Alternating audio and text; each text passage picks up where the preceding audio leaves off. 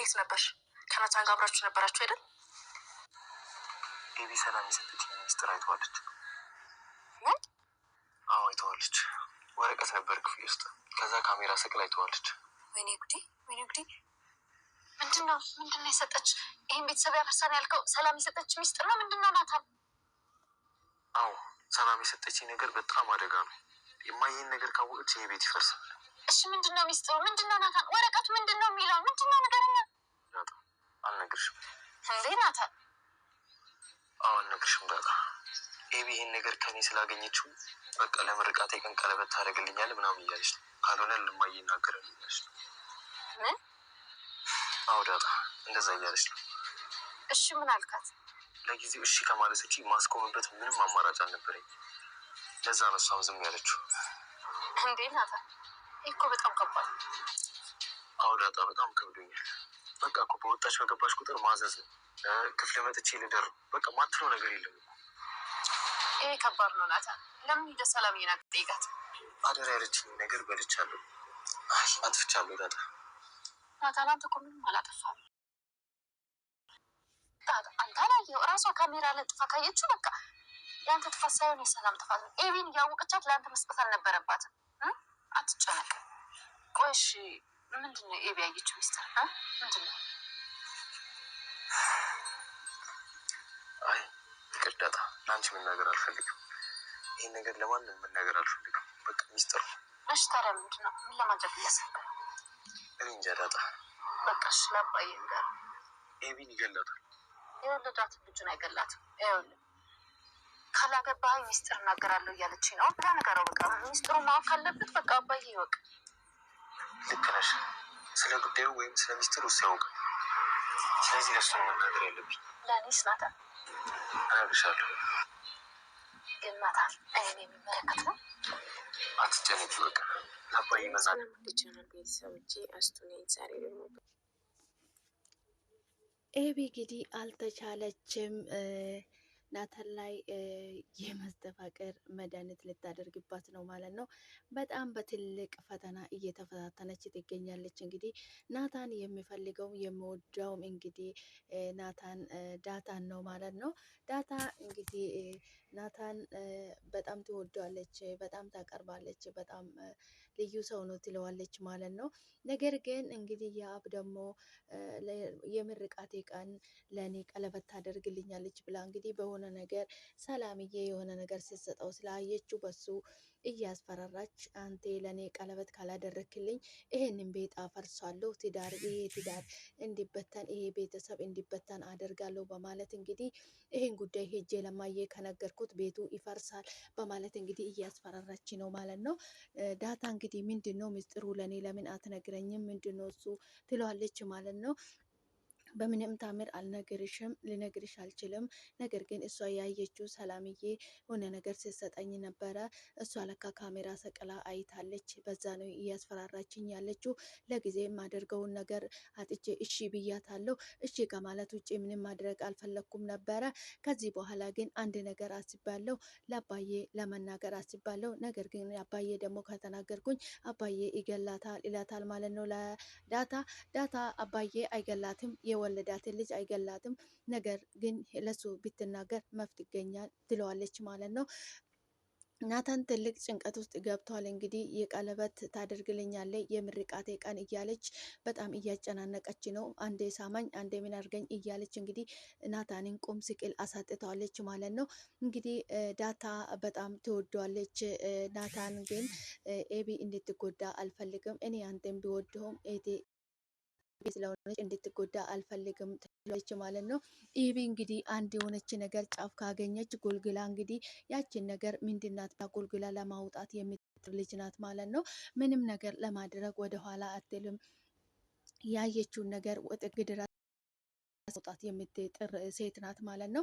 ነገር ግን ናታን እሷን አይፈልጋትም። እሱ የሚፈልገው ማግባትም ከእሷ ጋር መኖር የሚፈልገው እሱ ዳታን ነው። ዳታ በጣም እኔ እዚህ ምድር ላይ ብዙ ሰው አልቆ እኔና አንቺ ብቻ ብንቀር እንኳን እኔ አንቺን አላገባሽም ብለ እንግዲህ ቁርጡን ነግረዋታል ማለት ነው።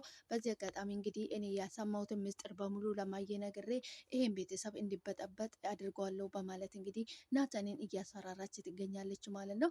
ነገር ግን የእሷ ፍቅረኛ የተባለ ደግሞ እሱም መድኃኒት አምጣልኝ እያለች እንግዲህ ናታን ላይ የመሰፋቀር መድኃኒት ልታሰራበት ነው ማለት ነው። የእሷ ፍቅረኛ ደግሞ ለዳታ በጣም ምስጥረኛው ስለሆነ ለዳታ እንደዚህ እንደዚህ አርጋኝ ብላለች። ኤቢ መድኃኒት ልታሰራበት ነው ላተር ላይ ነው መሰለኝ፣ ለማን እንደሆነ አላቅም ብሎ ይነግራታል ማለት ነው። ስትነግር እንግዲህ ኤቢ መታ ለናታን ነግራለች።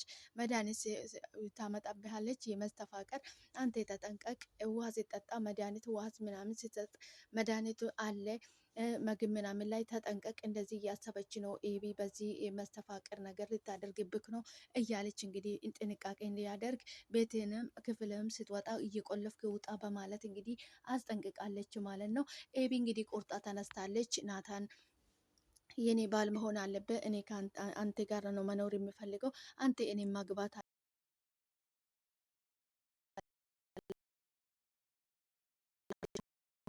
እሱ የሚወደው የሚያፈቅረው ዳታን ነው ማለት ነው። ናታን እንግዲህ በጣም ተጨንቋል ማለት ነው።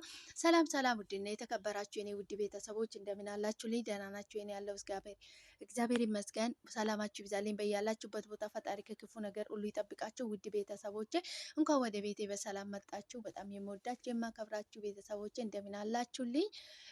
ቪዲዮ ሲታዩ ሼር፣ ላይክ፣ ሰብስክራይብ በማድረግ አበረታቱኝ። መልካምነት ለራስ ነውና ሰላማችሁ ይብዛልኝ። የሁሉም ሰው ቪዲዮ ሲታዩ ሼር፣ ላይክ፣ ሰብስክራይብ በማድረግ እናበረታታ።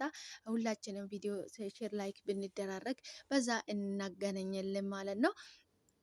ሰላማችሁ ይብዛልኝ። ፈጣሪ ሀገራችን ሰላም ያደርግልኝ፣ ከክፉ ነገር ሁሉ ይጠብቀን። ሰላም ለሀገራችን።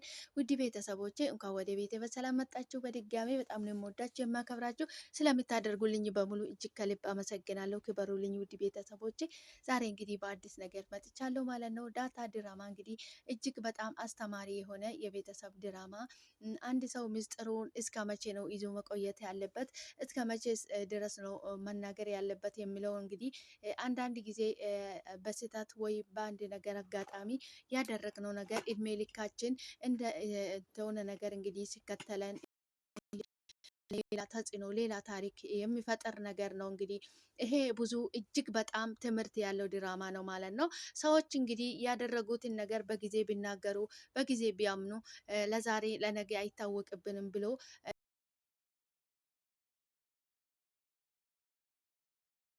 ደረጃ አሁን ትልቅ ጭንቅጥ መከራ ውስጥ ነው ያሉት ማለት ነው። ለመናገር ለሚስታቸው ቀጥታ ከሰማች እንግዲህ እንደሚፋቱ ነው እያሰበች ያለችው ማለት ነው። ነገር ግን እሱ ከሌላ ሴት ወደ ሌላ ጓደኛ ሆነ ነገር እያደረገ የሌላ ሰው ታሪክ እያደረገ 130 ጊዜ እየነገራቸው ነበረ ማለት ነው ለባለቤታቸው። ባለቤታቸው ደግሞ የሰው ልጅ አንድ ጊዜ ነው የሚሳሳተው እንጂ 2 ጊዜ አይሳሳትም። ስለዚህ እሱ አውቆ ነው ስህተት እየደገመ ያላት፣ እሷ ሚስትዮ መፍታት አለበት እሱም በማለት እንግዲህ የማይሆን ቃላቶች እየነገረች ትገኛለች ማለት ነው። አቶ ደረጀ በዚህ መሀል እንግዲህ ማለት እያለ በሌላ ሰው ታሪክ እያደረገ ብዙ ጊዜ እየደጋገመ ይጠይቃታል ማለት ነው። እሷ ደግሞ መሆን ያለበት መፋታት ነው። አንድ የሰው ልጅ አንድ ጊዜ ነው የሚሳሳተው፣ 2 ጊዜ እየደጋገመ እንዴት ነው ሊሳሳት የሚችለው? አውቆ ነው እንጂ እንደዚህ የሚያደርገው። የሰው ልጅ እኮ አንድ ጊዜ ይሳሳታል፣ ወይ ደግሞ ሰክሮ ወይ ደግሞ ሆነ ነገር ሆኖ ሊሳሳት ይችላል። እንዴት ነው በተደጋጋሚ ሊሳሳት የሚችለው? ይሄ አውቆ አጥፊ ነው። ስለዚህ አያስፈልግም። እንደዚህ አይነት ሰው መፍታት ነው ያለባት እንጂ ምንም ማድረግ አይቻልም በማለት እንግዲህ መልስ ትሰጠዋለች ማለት ነው።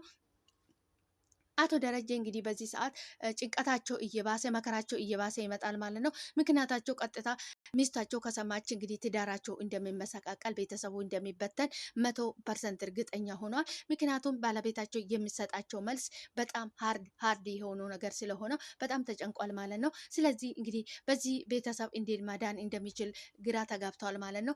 ኤቢ እንግዲህ የሆነ ጫፍ ይዛለች ማለት ነው።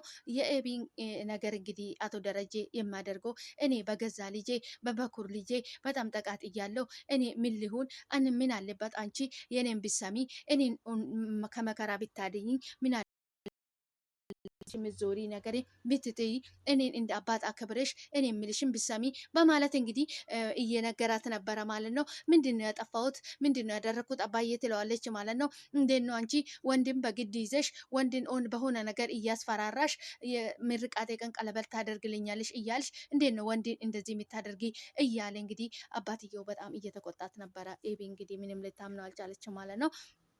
ከዚህ ክፍል መውጣታችን ብሎ በር ቆልፎበታል እንግዲህ አባትየው ማለት ነው። ኤቢ እንግዲህ በጣም አደገኛ ሰው ናት ማለት ነው። የሆነ ነገር ካየች ያ ነገር ለምን እንደዚህ የሆነ በማለት እንግዲህ ናታንንም ይዛለች፣ በሱ ነው የምታስፈራራ ማለት ነው። በጣም አስተማሪ የሆነ እጅግ በጣም ጥልቅ ትምህርት ያለው ብዙ ነገር የሚያስተምር ድራማ ነው ይሄ ድራማ ማለት ነው።